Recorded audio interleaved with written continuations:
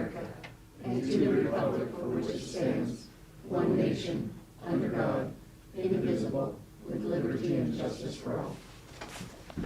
All right, thank you all for coming to the City of Sydney Council meeting, Tuesday, September 10th, 5:30 p.m., the greatest city in the world.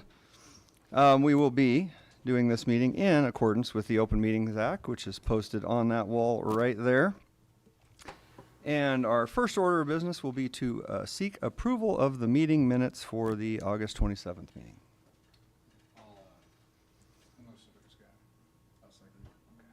There you go. Motion by Stroman, second by Buckner. Roll call, please. Stroman, Yes. Buckner, Sherman, Yes. Redcliffe. Yes. Sondemire. Yes. All right, those meeting minutes that did include my phone number of 249-2321 have been approved, 5-0. Next, we have comments by the public. Anybody here in the public not on the agenda want to say something? I don't see that being a possibility, so we'll just skip right on to a public hearing for Ordinance 1864, and we'll start that public meeting at 5:31.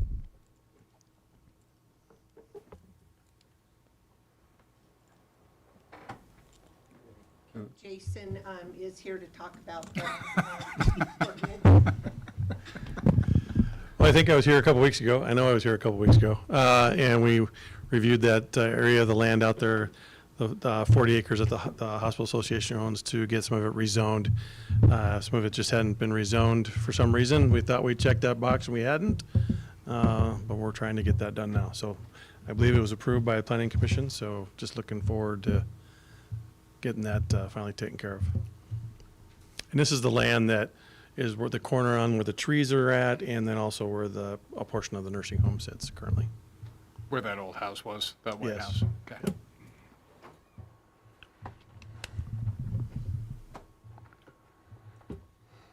And We're taking what action.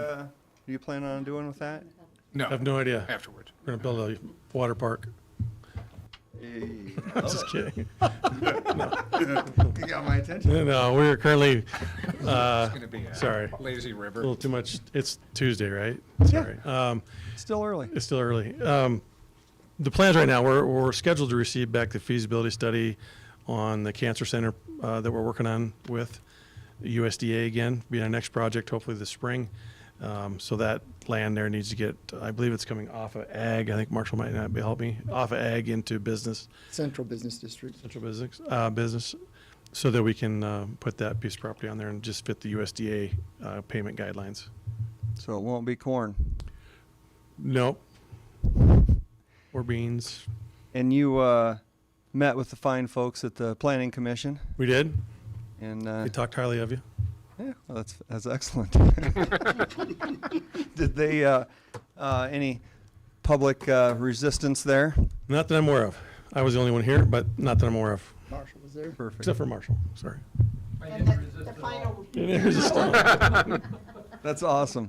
the planning Roy's been a commission- peaceful fella. The planning commission's final report is also in the packet in, Unanimous vote, yeah. no problem.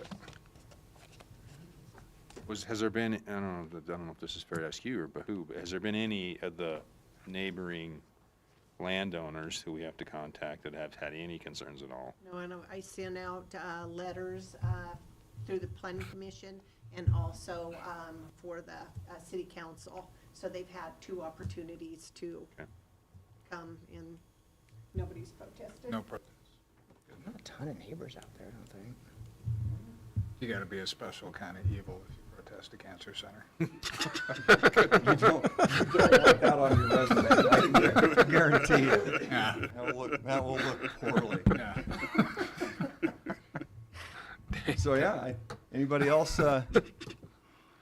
No. Any questions? Any issues? All right. Well, thank you. Thank you, appreciate it. Anybody from the public want to make some comments about this land for or against? We should just pull somebody up here randomly. All right. Well, with little to no public discussion, we will close this public meeting at 5:35. All right. So do we have a motion to designate ordinance 1864? I'll move. Motion by Bondegaard, I'll second. second by Stroman. Roll call, please. Buckner, Yes. Sherman, Yes. Radcliffe, Yes. Bondegaard, Yes. Stroman. Yes. All right. Motion to designate passes 5-0. Clerk, would you please read the title? An ordinance providing for the rezoning of a parcel of land located in the part of the southwest quarter section 33, Township 14, North Range 49, west of the 6 PM, Cheyenne County, Nebraska, as shown on the attached plat, from A agricultural to C1 Central Business District medical use, amending the city zoning code and zoning map of the city of Sidney, Nebraska, adopted by ordinance 1049 of the city of Sidney, which is now codified as Title VI of Part 12 of the codified ordinances of the city of Sidney, Nebraska, to so provide, and repealing all ordinances or parts of ordinances in direct conflict herewith. All right. Do we have any interest in waiving the 3 readings? I'll move to waive. I will second. Motion by Stroman, second by That Radcliffe. was a Roll call, fast please. second. Sherman? Yes. Radcliffe? Yes. Bondegaard? Yes. Stroman? Yes. Buckner? Yes. Seeing that the motion to waive has passed 5-0, do we have a motion to pass ordinance 1864? Motion. I'll second. By Buckner, second by Bondegaard. Roll call, please. Radcliffe? Yes. Bondegaard? Yes. Stroman? Yes. Buckner? Yes. Sherman? Yes. All right, the motion has passed 5-0.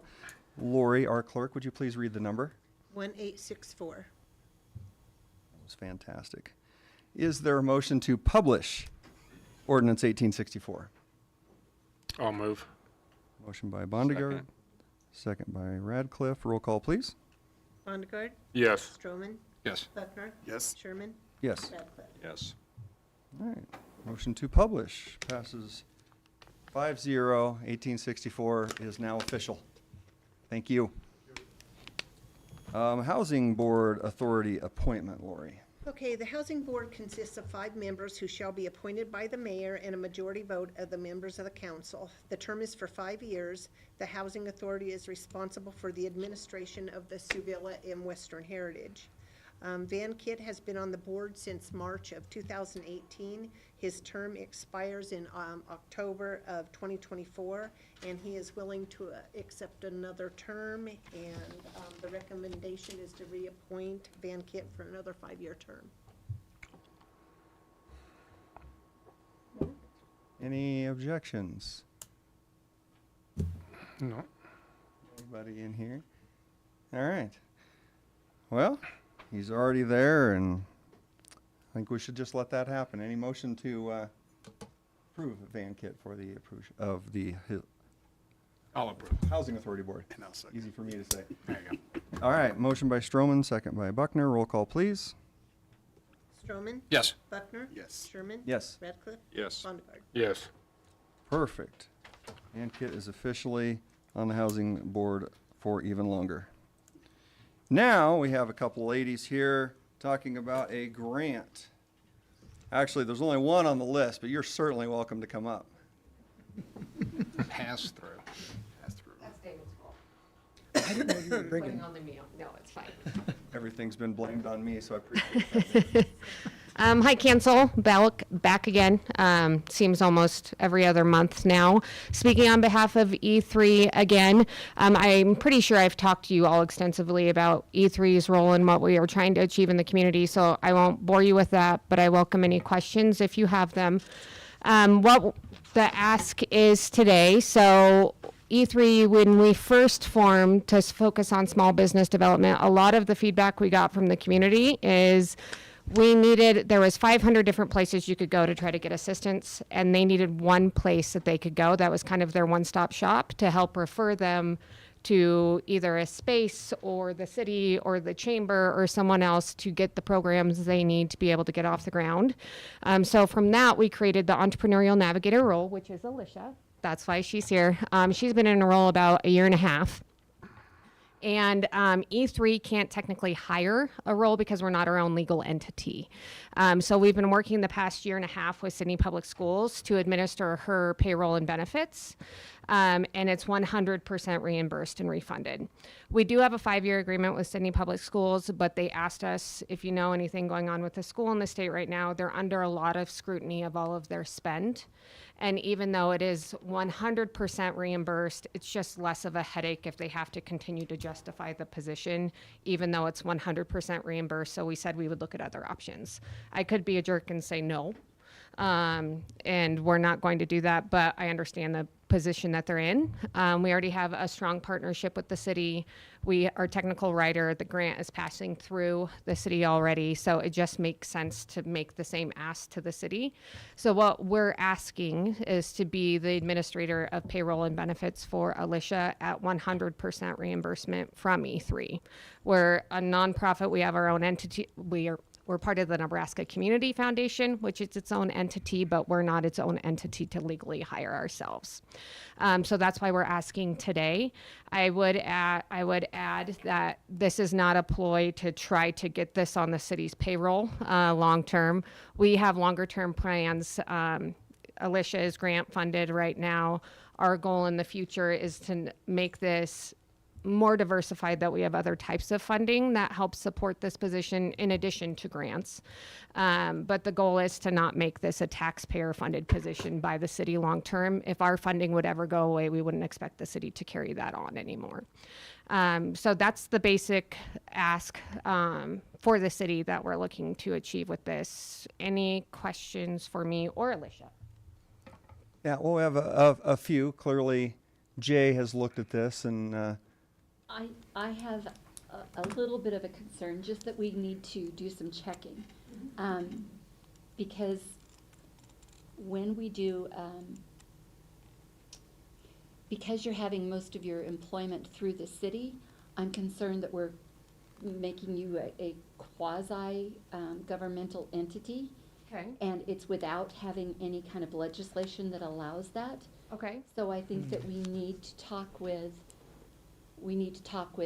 our auditor to see how that's going to affect things. And we also need to take a look at whether or not it's going to create an issue with legislation and that role. I think E3 is amazing. I just think that we have to do some more looking. Well, I want everything to be legal, so Right. I have no problem. Would this be similar to like the way the library works? Except the library and the housing authority both are created by statute. Oh, So yeah, they they're have a statutory. law that starts them. E3 is not. And so I'm just concerned that if your major employees are funded through the city, that we are going to be violating something and want to follow through on that. Well, I would add our backup option to this. If the city says no, Nebraska Community Foundation would also take on Alicia as well as an employee. We just felt the ties were Two closer different- with the city because we're already collaborating for many things.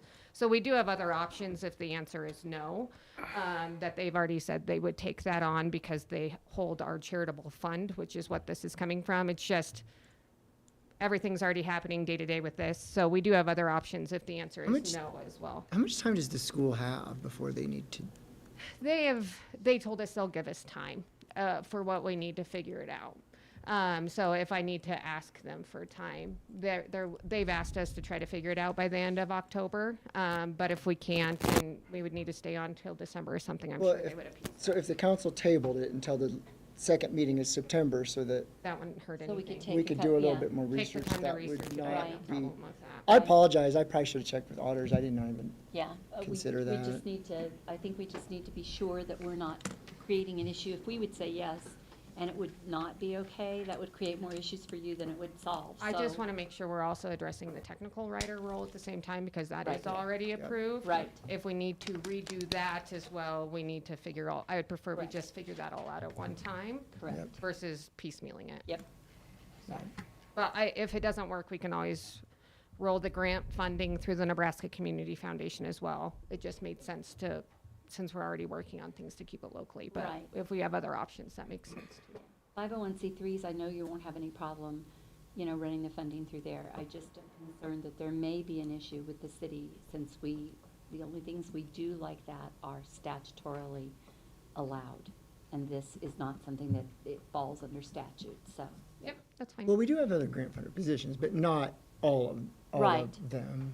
Yeah, I think that grant funded is one thing. I think that if you end up having, the one time I wasn't real concerned about, but if suddenly we have, most of your employees are working through us, I think that may create an issue. Well, and to give council full transparency too, this is not our long-term goal.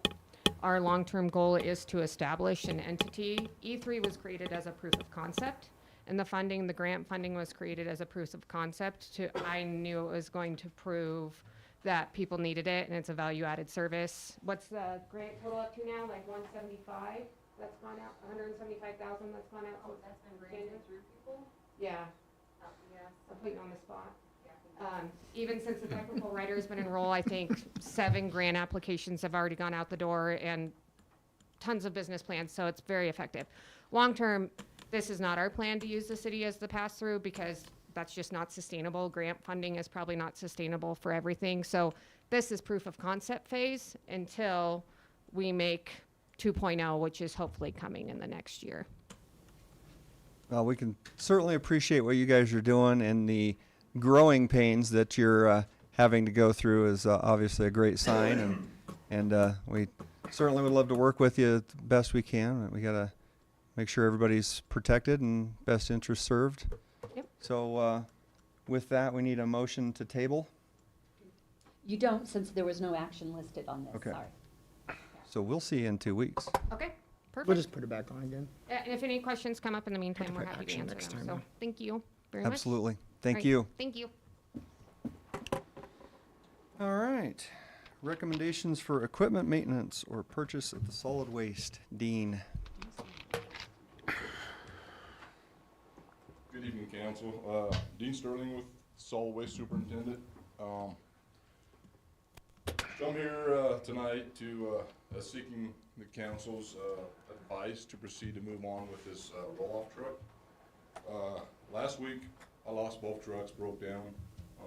I ended up calling S&E Roll-Offs out of Oklahoma to come up and dump our recycling containers to get us by for the holiday weekend. I did get one back. The other one's still out there. They give me an estimate on it to fix it. The engine is pretty much gone. They come back with $38,000 to $40,000 to fix it. The problem is if they tear it apart and the heads are cracked, there is no availability for heads right now through Cummins. So they reset with the truck, or apart. If everything's good with the heads, they can ship them off to Sterling, get them shaved down, put them back on, but they won't know till they get there. That truck is a 2001. It's got 140,000 miles. It's got 14,000 hours on it. The other one is a 2014. It's got 120,000 miles with 9,000 hours. Keep in mind on this equipment, these trucks, it's not like an over-road truck where you get on the interstate and you drive from east to west coast, it says cruise at 70. These trucks got a lot of stop and go. They're underpowered. We're working them way over, what less power they have. And it's the hours that matters on these trucks. It's not the miles. So I did find out, talking with Floyd's a little bit, that the vendors are going to start not working on anything over 10 years old. So parts available after 10 years old are not going to carry. I found out there's a couple of truck companies in Sterling that don't work on anything over 10 years old because they can't get parts for. And I see this issue with this one being 24 years old. They can't guarantee when the parts will even be available. So I'm here tonight to get some advice on what way we should go with this. I did give a couple options with the new one. We did leave option 2 out there for some reason, but repair there, or I did put an option 2 back in there, maybe finding something used. But the problem going with used is, there we go. 10 years old, and we're back to nobody's going to work on it. So I would, if we went used, I would say something under 5 years old. Just because in 5 years, if everybody goes to this, we're not gonna work on them. Right now, Floyd's don't see that happening, but they don't know. They come in and say, we're not working on anything over 10 years old, and they're reset. So, I'm gonna open a exit shop for vehicles over 10 years old. That's We have the same issue with the ambulance, too, EMS thing, too. Yeah. it'll be a full-time job. take over the market. Just start. The Radcliffe all Market. The parts and have a giant parts department warehouse somewhere with. So, Outside of city limits.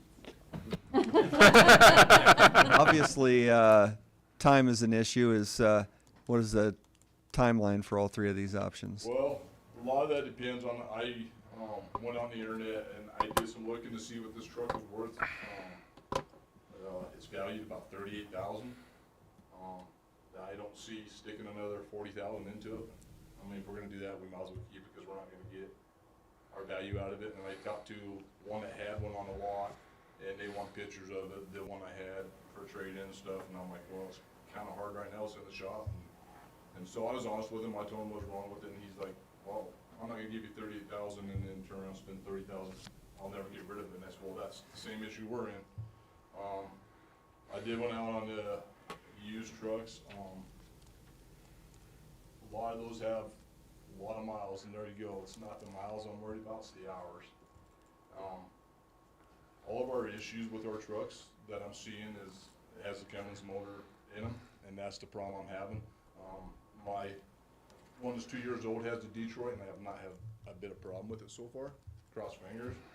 But I see Cummins is a lot of problem with my maintenance, and I would like to stay away from that engine if I could. You know, you're gonna pay for your name.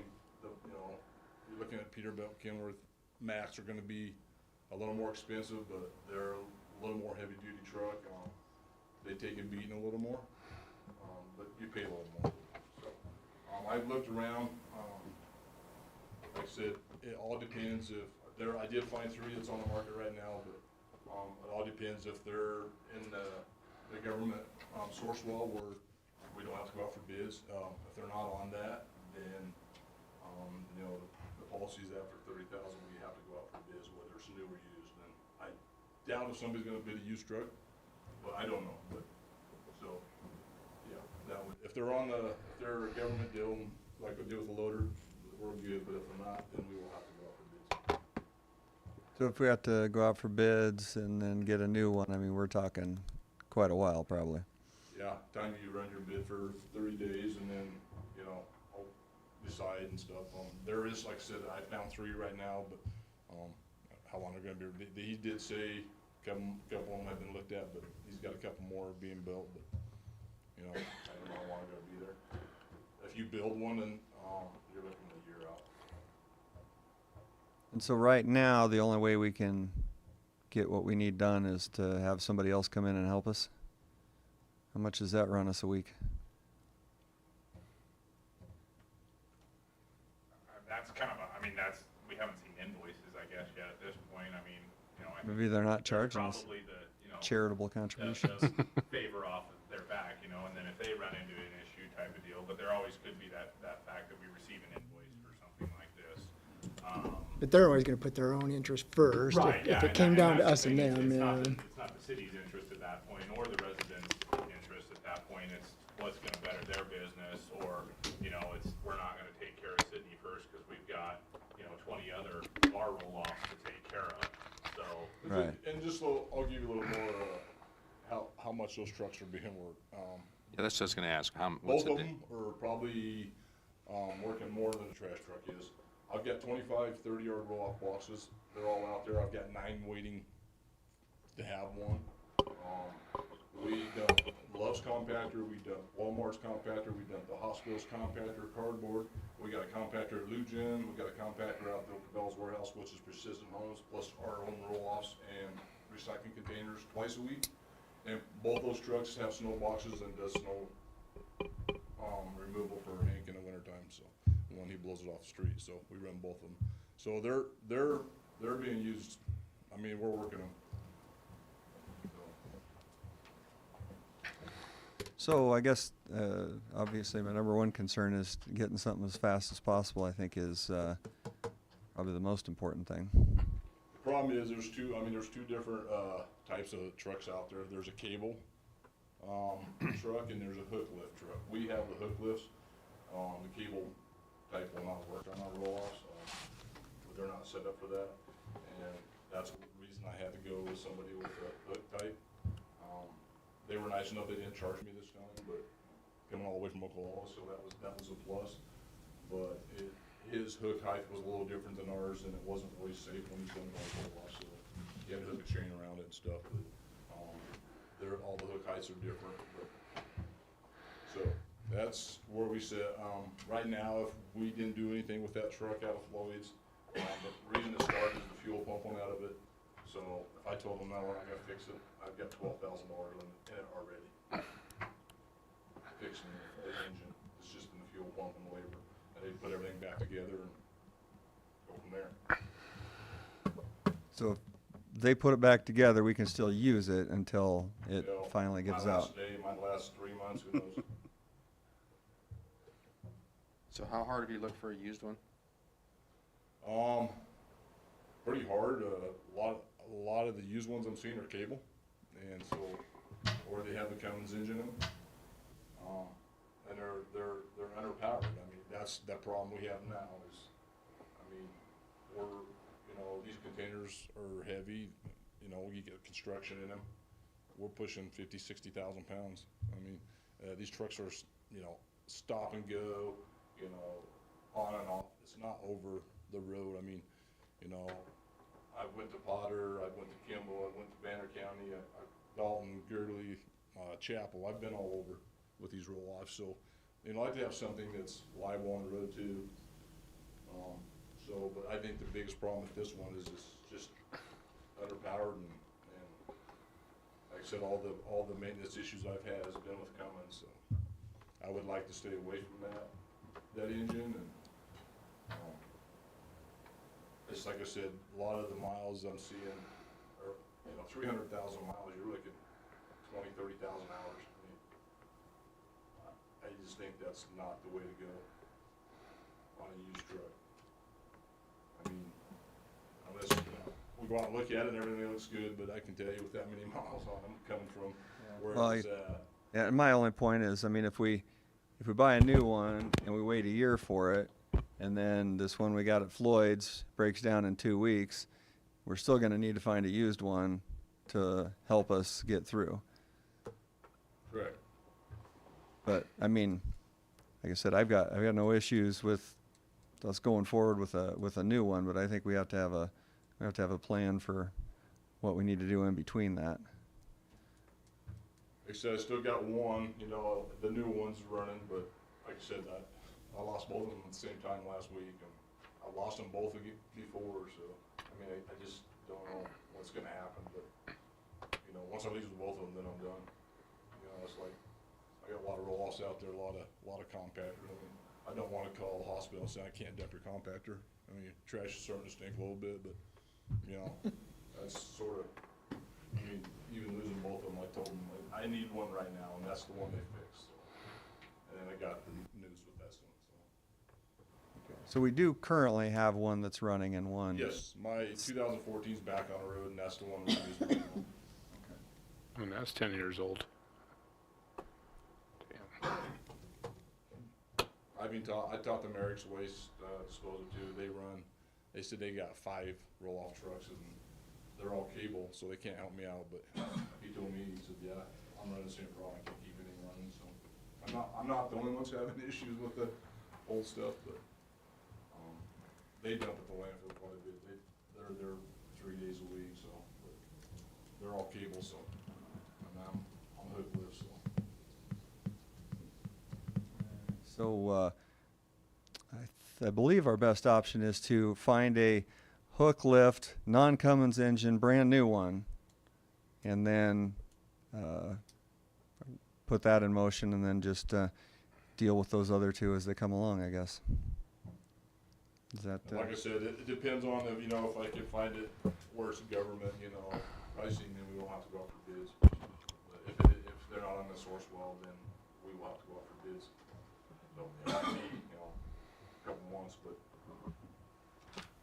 And I think with a new one, at least you're getting a warranty with it. A used one, drive it off a lot. I mean, drive it all the way from Florida or wherever you're gonna go get it. I've been there and done that. But, I mean, it's totally up to you. I'm open for advice, so that's why we're here, so. Well, They're gonna be we, having a half off sale. We can buy two. just missed that Labor Day sale.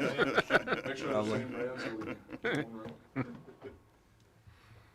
But no, I'm just, that's all I'm here. See what you guys think. We value your opinion on what you need, obviously. And sounds to me like we need to approve a new one. Have a motion to approve a new one?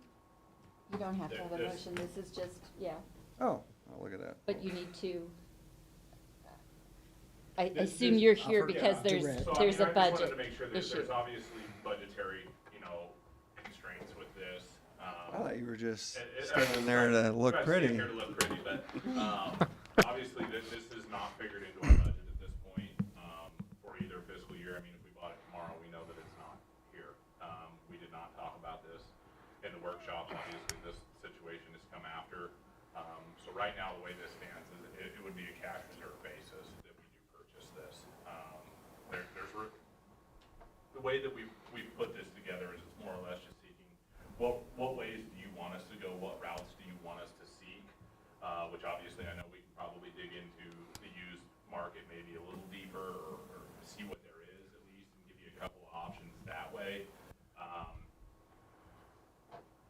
There's obviously a lot of issues with that as well. I mean, there's issues with buying new too, so we can write up the positives and negatives all day long, but this would be kind of a hit to the cash reserve basis for it. Not that it's not doable, it's just it takes a bit of a hit. So. What about a 5-10 year leasing program? It's something we could look into. Whether or not that's an option from a dealer could be a different scenario. I think anymore it's more of a lease to own, and you're paying 5% interest on something you're going to own anyway, right? Like, so on that aspect, yeah, it's probably doable, but it would just be a conversation from a dealer to purchaser aspect. And then one I did ask did say that, but, they didn't really do a lease, but you put so much down and then you make your payments and then whatever, 5 years, whatever you pay for it, then it's yours. So it's more like rent it type until it's paid for. But like he said, you got all the interest on top of it. Yeah. Well, I don't think we should fix the old one. I think we all agree to that. Yeah.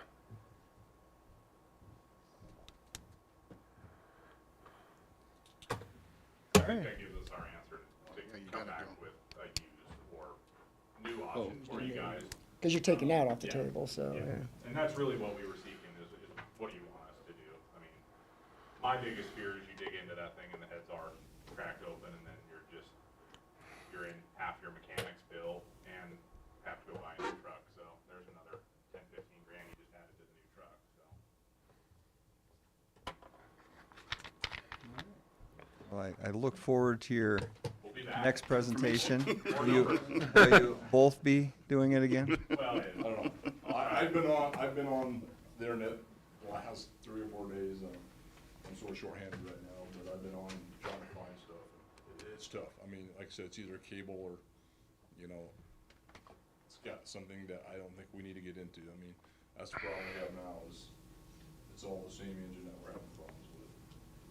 If we could get away from it, I think we'd be better off in the long run and get a little more horsepower. How long does the Cummings usually last?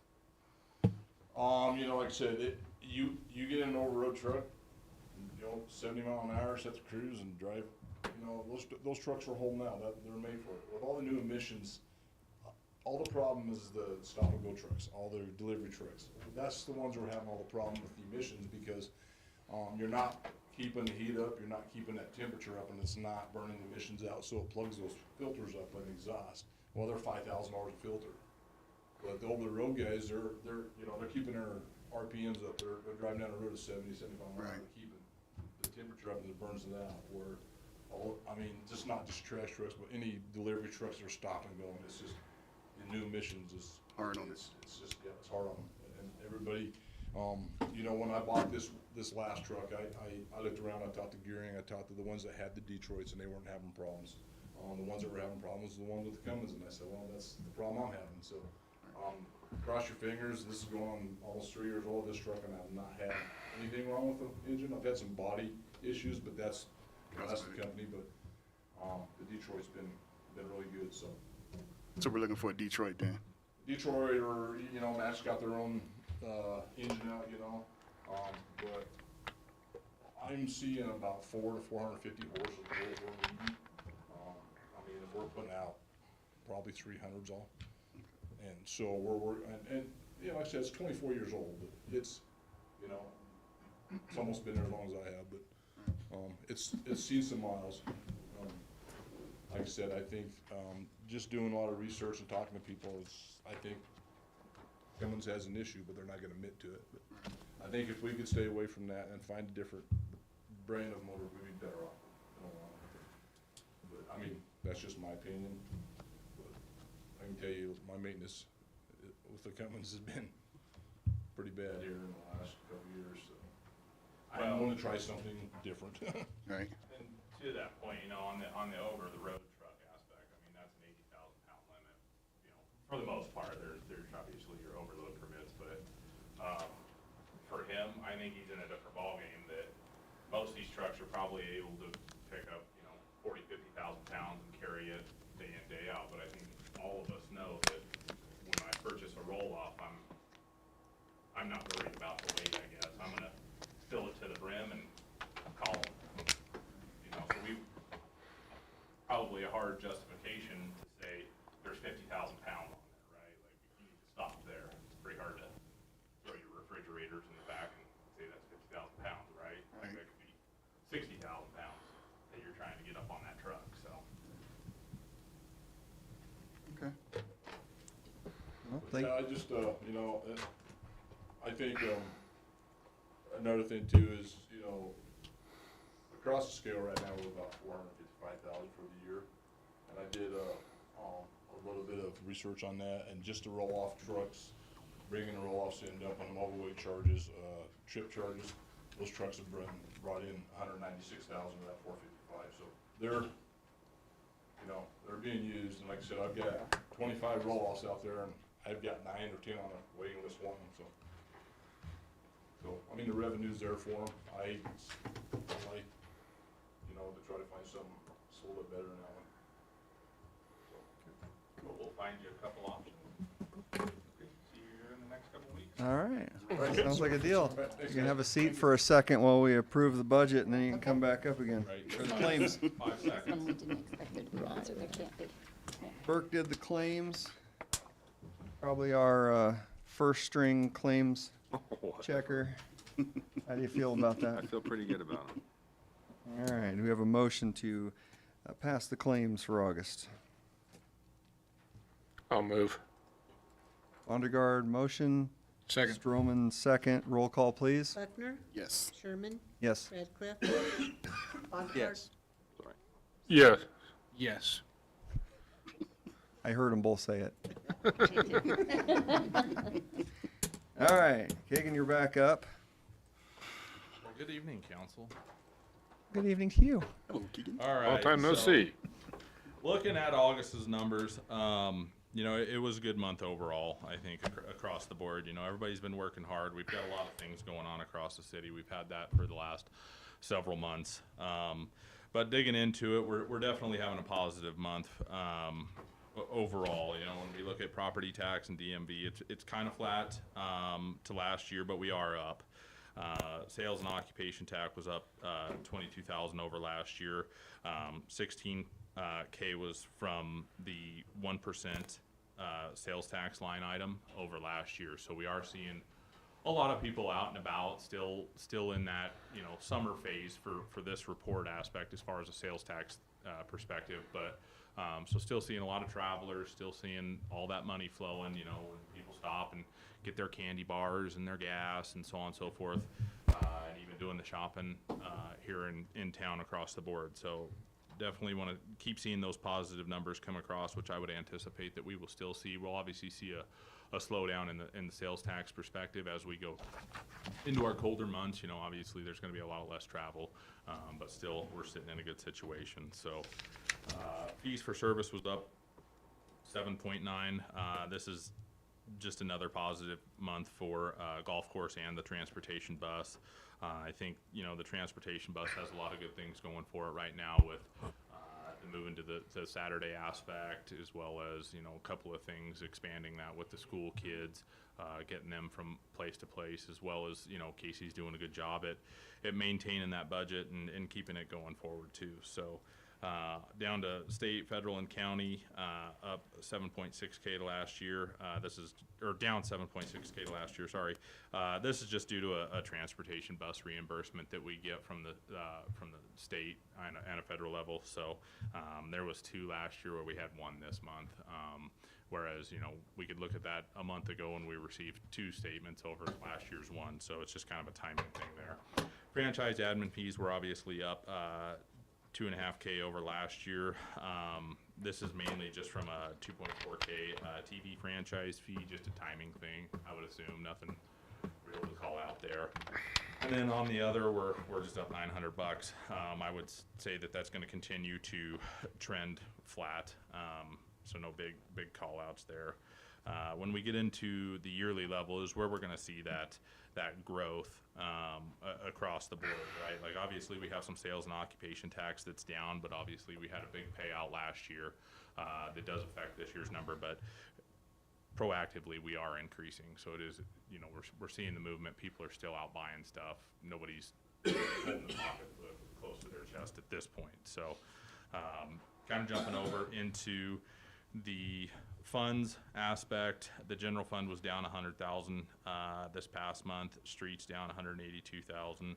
Electric was up 263. Water up 138. Sewer up 46, and landfill up 129. So across the board was a good month. You know, we've got the good things going on. Like I've said, you know, even though we see those down numbers for the month, that just means we're doing things right. Like the streets got good things going on with forestry, which I think is pretty well Done. buttoned up and done. The miscellaneous concrete stuff's going to be getting buttoned up here towards the end of the month. So I mean, there's a lot of things going on in a good perspective. So, and then even when we jump over to a yearly level, we're seeing positive numbers. Obviously, across street, they're going to take the hit because we had, you know, a big project take place here in town with Forest Street being a little over a $1.2 million project. So that obviously you're going to see that down with some offsets from the revenues and so on and so forth. But one call out that I did have is I wanted to talk a little bit about the pool and how it should be finalized for the year. The pool did see a positive year. So far, year to date, pending there's no numbers in September, which there shouldn't be, we're looking at $78,855.10 in revenue for the aquatic center, which is a little over a $4,000 increase over last year. So a lot of kids went to the pool. It was a hot summer, apparently. That's what I remember. Any questions? No questions?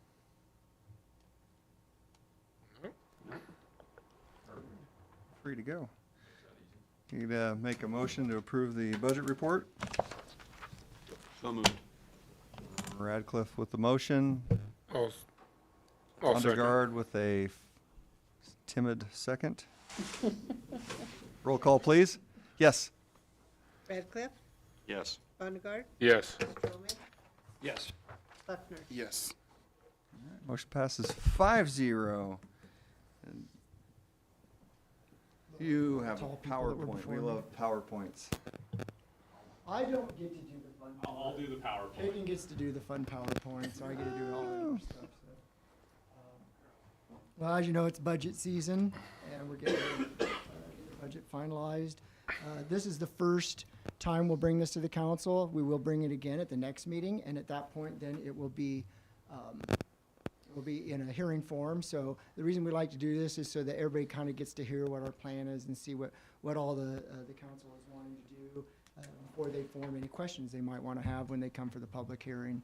So this will be the first time you hear this. We'll wind up having another performance at the next meeting as well, but at that one, it will be a public hearing for everybody. So first of all, I want to thank the council for all their work during several strategic planning sessions and workshops and all that they put into this, and also all the city department heads who spent a lot of time listening to Kagan and I tell them, you need to do it with less, and they always come through and find ways to get things done. So I appreciate that, and I appreciate all the guidance by the council as well. When we talked about this in the strategic planning sessions and then again in the budget workshop here a few weeks back, we knew there were a lot of challenges to fiscal year 24-25 that are coming, and we're going to have to face them, right? And we knew it wasn't going to be easy. Of course, as you've heard talking with Dean up here talking about some of the issues that they're having, the rising inflation costs, the supply chain, and you just heard again, it's easier to even talk about getting something anymore. Budgeting for things difficult because you don't know whether they're going to come in when you want them to.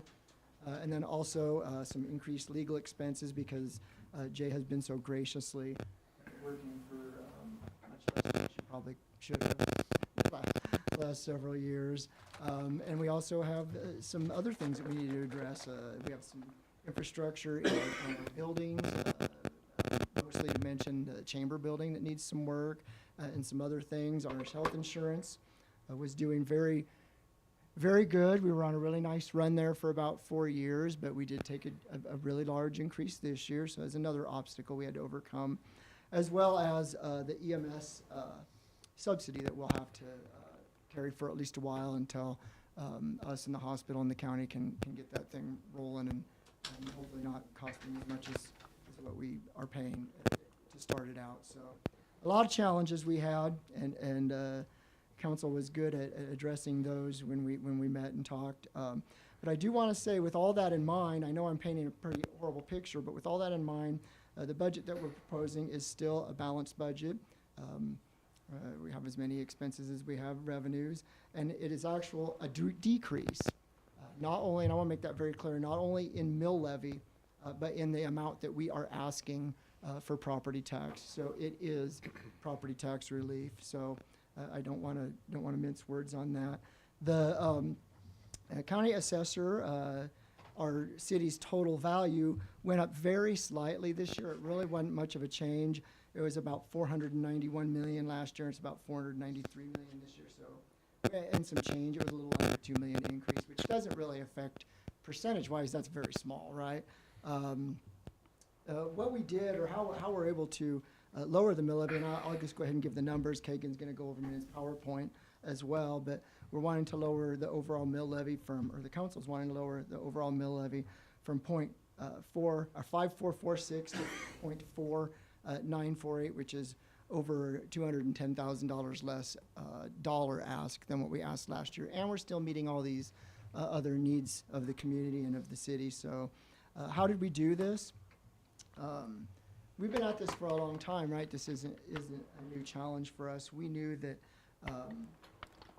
we knew 7 years ago when Bass Pro bought out Cabela's, we inherited a whopping amount of debt, and that we knew we had to get that taken care of. And the council has been very good. I thank you for your leadership in that.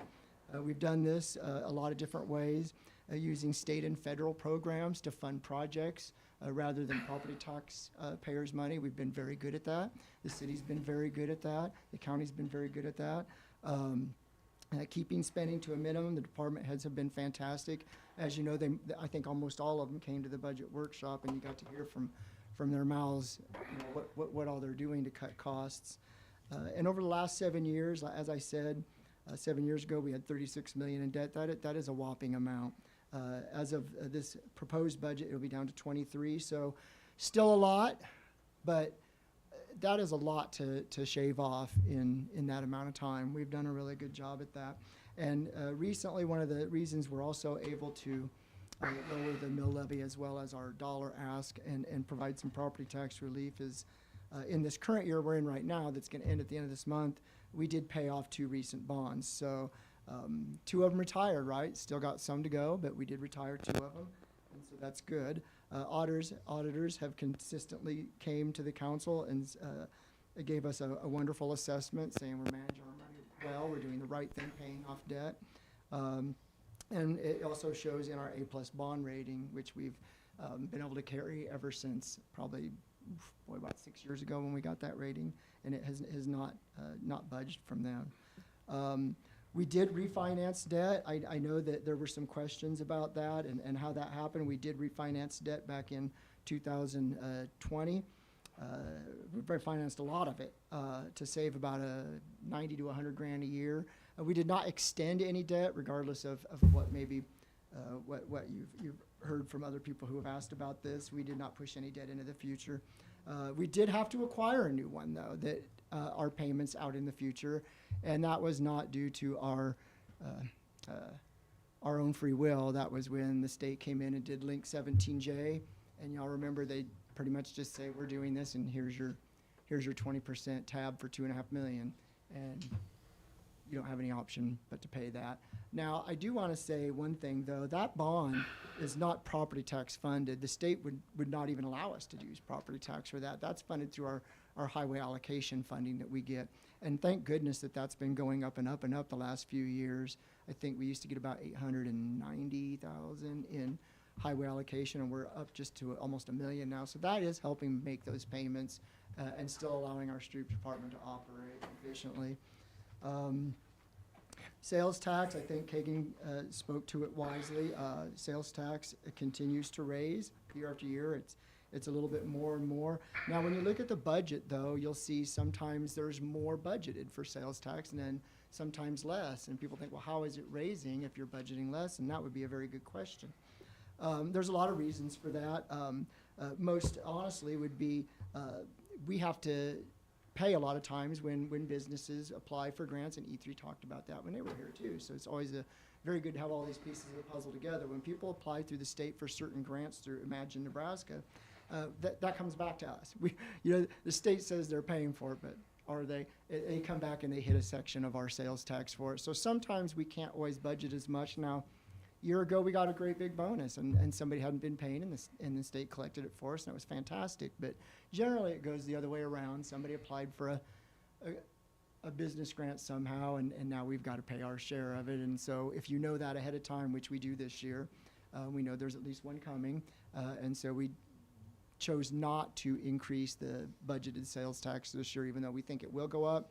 We know we're probably going to get hit with a couple chargebacks from the state. So that's just to explain that. But as sales tax do continue to rise, even though sometimes they don't look like it. Also, the budget, this budget has several grants and projects in there. We're still completing our electric generation project, as well as some others that are still getting finished up. We hope they get finished up by the end of the fiscal year, but they'll be coming very close. We do budget these, and I think it's good to explain why we budget for grants in our budget, because for one, the city of Sydney has been very good at achieving these types of funding. And if you don't budget for them, and the state would say, hey, we're going to give you this money to do whatever, to build your wastewater treatment facility, to build this, to build Safe Streets for All, or whatever it is, here's your $2 million. And we have our budget down to the nub, where we don't have any grant money budget in there. We have to go back to the state then and say, we're going to spend more, even though we're going to get the revenue for it, we're going to spend more. So we need to go back to you and ask you for a budget adjustment, which can take a significant amount of time, maybe slowing that process of getting that funding. So that's why we do that. And we do have several projects that we do have in this budget. The Safe Streets for All, Safe Streets Action Plan. That project is going very well. And I did want to mention, well, I'll mention I'll just say it now. In my manager's comments, I was going to say the state is very impressed with our Safe Streets for All program and how quickly we've advanced to the action plan already being in progress and being put together, that they're going to be coming, I believe it's I don't remember, it's in my manager's reports. I think it's like in the next week or two. They're going to be coming on September 19th because they want to find out how we're doing it so well. So again, kudos to Sydney and how we get things done. And then the North Side project, we have some monies budgeted in there for that. And we did increase that from the budget workshop because I think the council did say, yes, we wanted to meet that grant match. And so we do have that in there, the 50% match to that grant. Hopefully, we will get other funding sources to help cover that, and we did it also through the strategic planning sessions and the budget workshop, add some money for industrial park expansion, because we do know that there are a couple businesses that have already showed interest, and there are a couple more that Brandy and I, and she can't be here tonight, but are going after, that we think we have at least a somewhat of a chance at.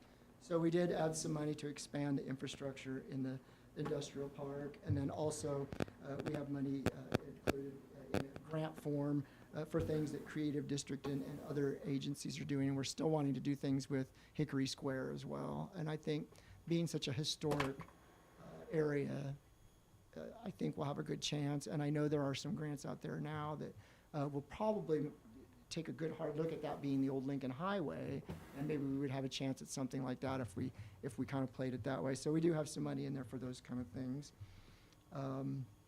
And I talked about some of the projects we've done in the past, like 17J, which wasn't our project, but you know, we were involved in that either way. And then now 2 streets up on the north side of town. We did Elm Street, and then we just finished Forest Street, a section of Forest Street too, and those look really nice. And then 13th Street out here, we're still working on the power and solar projects. Those are both still ongoing.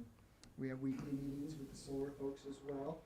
And then the other 2 projects, as Kagan mentioned, the trails and parking lots, those are probably going to be winding up here by the end of the month. We're hoping by the end of the month, so that would be very nice. And I apologize, I should have said this in the beginning. I probably won't go through every single thing in here because we know it took us 3 hours to get through all of these different conversations we had to have, and I don't want to bore everybody on that long. So I tried to condense this into a bullet point. But I did want to mention a couple challenges that we know we'll be facing in the future, just to get it out there, and so everybody knows this is coming.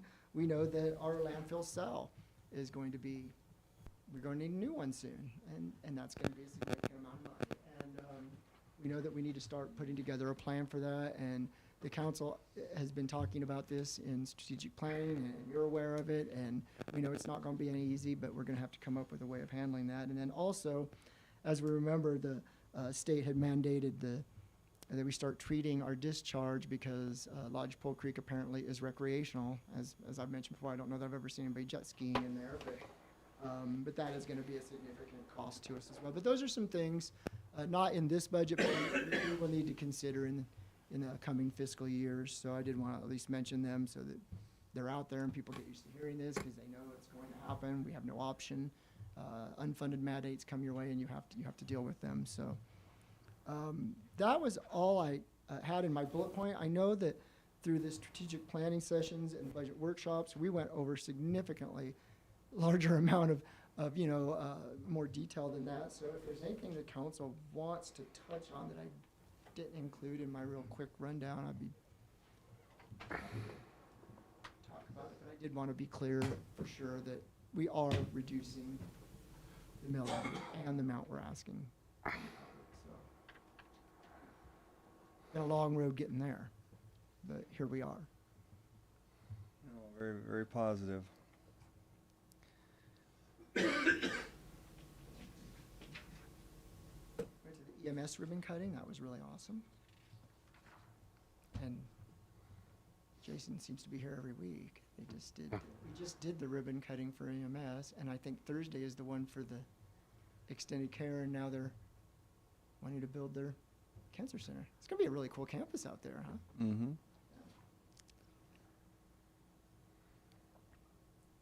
So that was all. Is there any questions or anything else you guys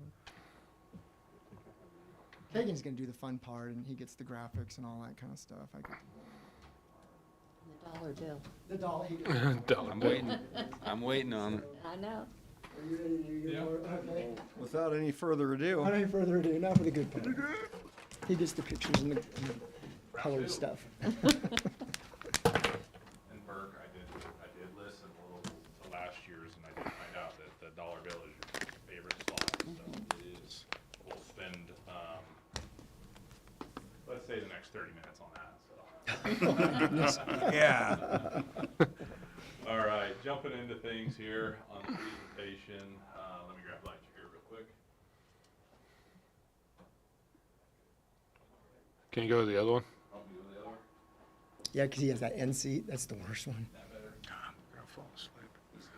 Okay, so jumping into this, this is pretty much where we I was gonna stand look at it. right now with budgeted expenses for the general fund. We're looking at 10,737,527. So definitely, I would say this is pretty flat or up to last year, kind of in a sense.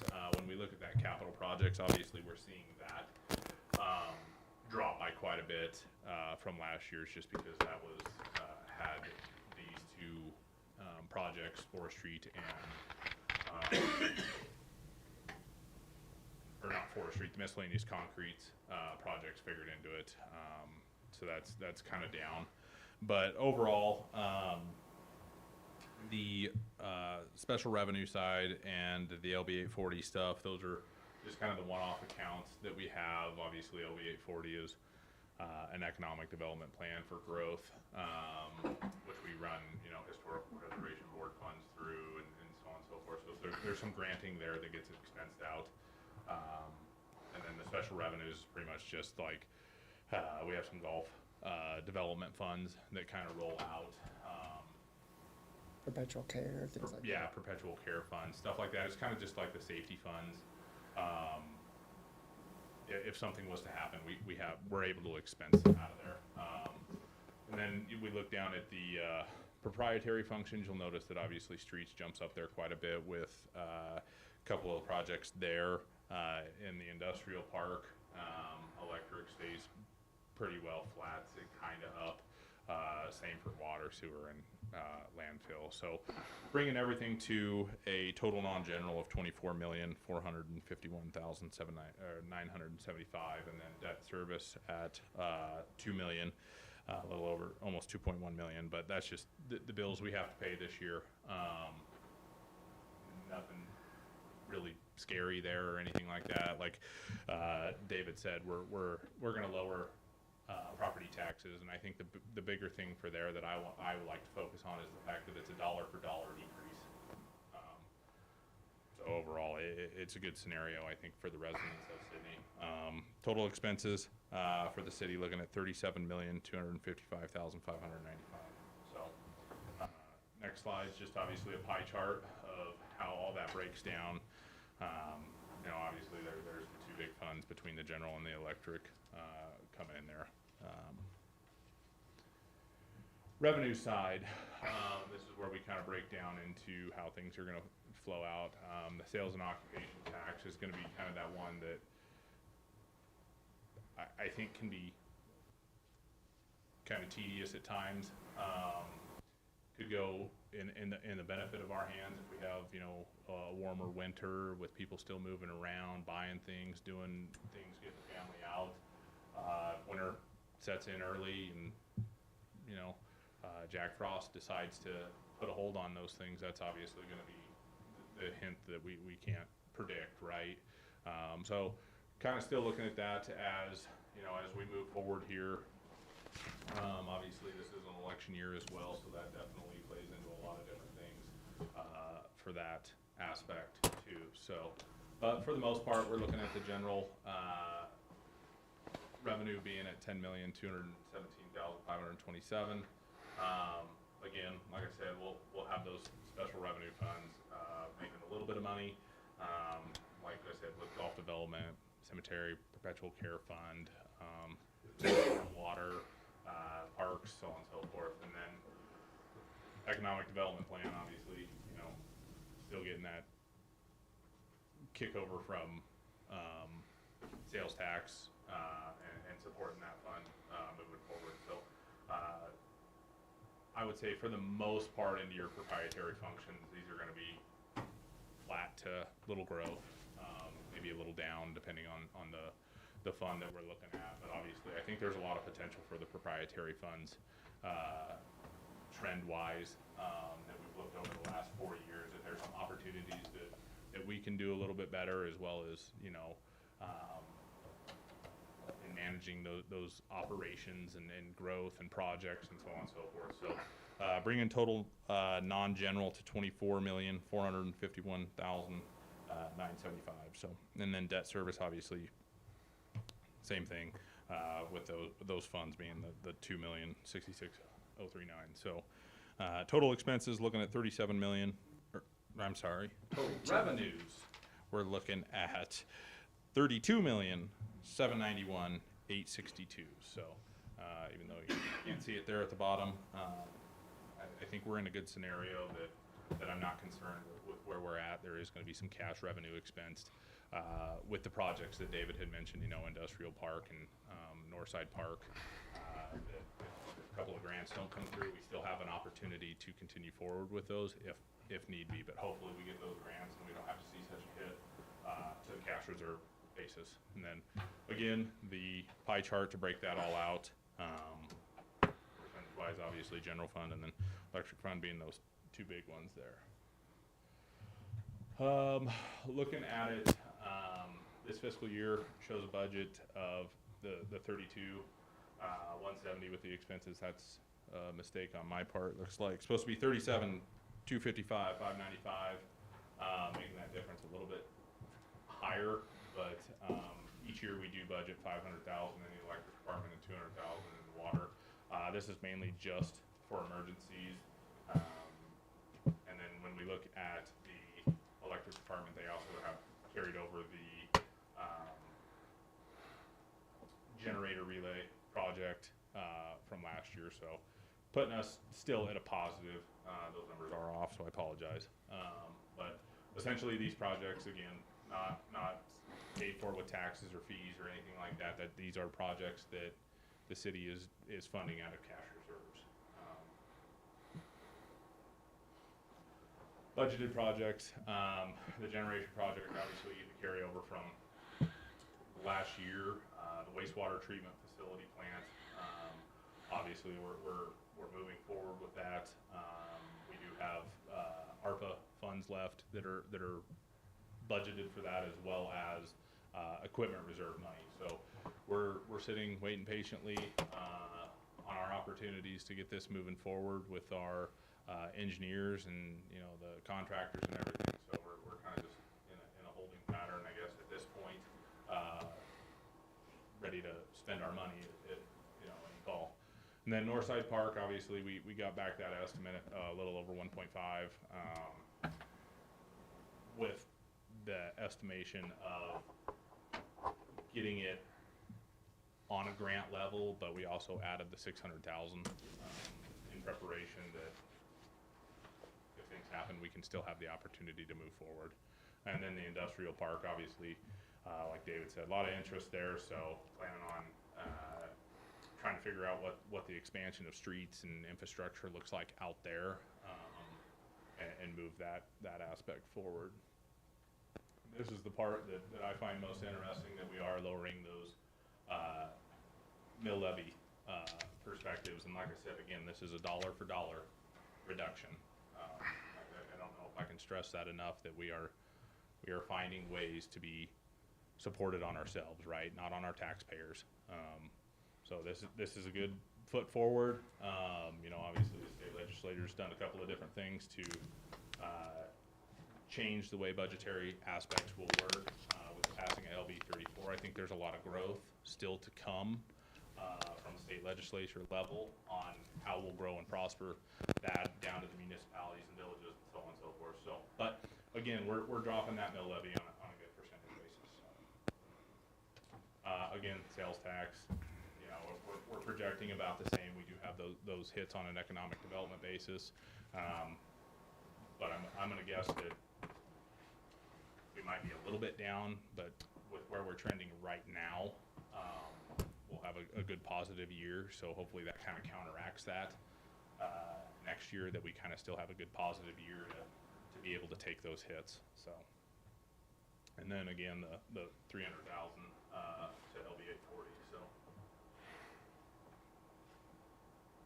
And then the half-cent sales tax, again, this is, something that I think we can definitely, focus on moving forward in your guys' strategic plans on finding opportunities on how to spend this money and what projects we can do to benefit, the city of Sydney. So, good opportunities there as well.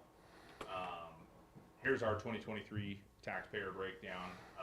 Again, these were just the levies that were, you're currently paying, and that's across the board for everybody that's a taxing entity in Cheyenne County. So, obviously you can see the city of Sydney there at the .544621 on a dollar of 2.6 million. So, Burke's favorite Here's slide. the good one, yeah. The big one. I wish we could see the bottom of that for you guys. Again, this is what we're currently paying. When we look at it at a $100,000 level in 2023, it'd have been $2373 in total taxes. In education, that's $1331. The public schools bond being $1050. High school bond is $136. The school's capital $31. Western Nebraska Community College at $99, and then the ESU unit at $15. So you break that down to your governmental aspects, I guess, at 408, 545, 48, 42, and 2. So the big call out there is, we're not even the tipping point for taxpayers' money, right? The school's kind of in that realm. And that we continue to move forward. I mean, when we look at doing a $200,000 decrease and going from 2.6 million to 2.4 million, that lowers it even more and puts money back into the pocket of property taxpayers. So I think that's a huge advantage for us, as well as a positive, something to be proud of. Correct me if I'm wrong, King, but that 545, with the budget we're proposing, will go under 500. Yes, that would be Sydney. more like a 499 at this point that we're proposing. So we're seeing roughly a $50, call it, decrease on that. Per 100,000 Yeah, per 100,000. So there's some substantial savings there for taxpayers. I think that's pretty well it, unless you guys have any questions. You saved the dollar bill for last. I like how you made the big finish there. No, I try. Well, Bring I it- guess bring it I made home. I made it 12 of my 30 minutes, so I tried. Shit, gotta wake up. All right. Well, thank you guys for that. Looking forward to more conversations of this in the future. So now, sadly, we're nearing the end of our time together. But David has a few things he'd like to say. I didn't have a lot. I did want to say, and I think council and I have talked about this, that we do have, I know a lot of people have asked you, and a lot of people have asked me as well, and so I wanted to make sure that everybody knows this. We do finally have the bid out now on the street for the repair on the 13th Street underpass. I know it's been damaged for quite some time. It's taken us a while to get the plans, and then we have to get them through the state and through the Department of Roads, and there are a lot of hurdles when you're going to tear something apart that large, and because it will require a whole panel replacement and block off one lane going through there. So, but we do have that now, and that bid is out there for hopefully we'll get some good bids on that. And also we had to go through some insurance hurdles with trying to get that reported to the insurance agency for the person that was driving that vehicle. Or anyway, there were a few things I want to mention, and I think Kagan touched on this slightly.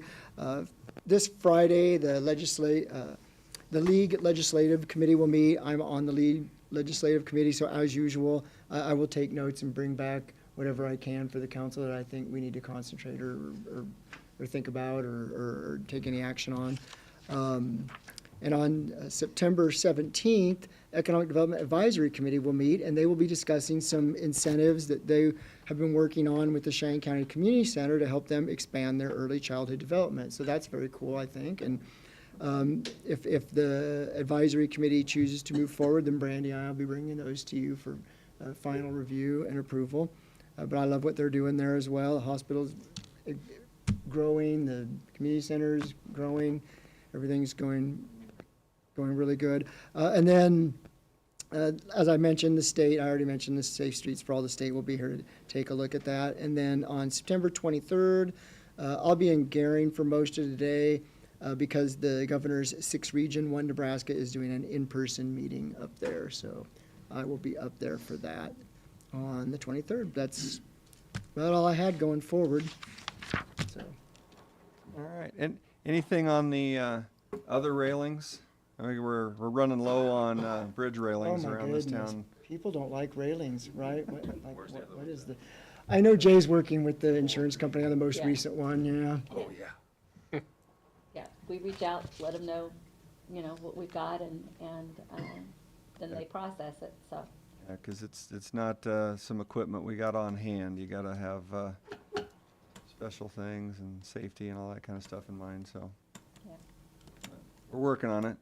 We got some stuff out there to alert people to stop hitting it. Kind of had a rash on those lately. I Work think. out. You would think people would know, but yes. Yeah. Well, perfect. All right. Lori? 3 Saturdays left for the farmer's market. 3 Saturdays left. Fantastic. What a fantastic job they've done down there. They have. And they still have produce, so I highly recommend you guys go down there. It's a good time. All right. Jay? No. Yeah. Look at me and said no. Chief? Nothing short. Autumn? Marshall? It's like the meeting lasted an hour and 45 minutes. Everybody just wants to go home or something. Kagan, tell me the big story. Ooh. We were a hot topic tonight, looks like, at 34 views. Yeah, I tell you, you start talking budget, people come out of the woodwork. They're ready for this. Oh, yeah. It's a pretty face. Right? Well, and I'll be honest with you, I've gotten a lot of comments that it is not available enough for the public to view during our meetings. So if you could maybe walk behind us a couple of times or something, be appreciated. All right. Dean? Tom? Yes.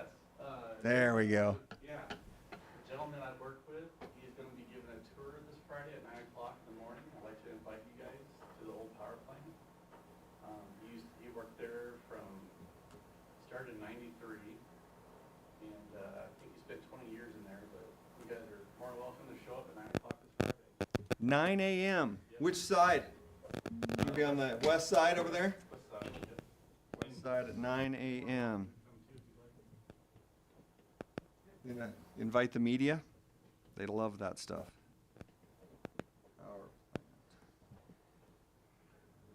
Anything else? On Friday the 13th, huh? Nothing can go wrong there. It's nothing superstitious about the number 13. It's a great number. Brandon? Nothing. Nothing. Paul? Harris-Trump debate in 12 minutes. Get tune in for some wackiness. It should be It's interesting. not too late to find something else to Yeah. do. It should be a farm bill. I got it DVR'd. That's all I got. I saw we had a new barbershop in town in Illinois, east of the theater there. Just another new business in town for our thriving community. Meets a need. I don't know that there's any barbershops here. I don't know if there's a barbershop here that could do my hair, but I'll give him a shot.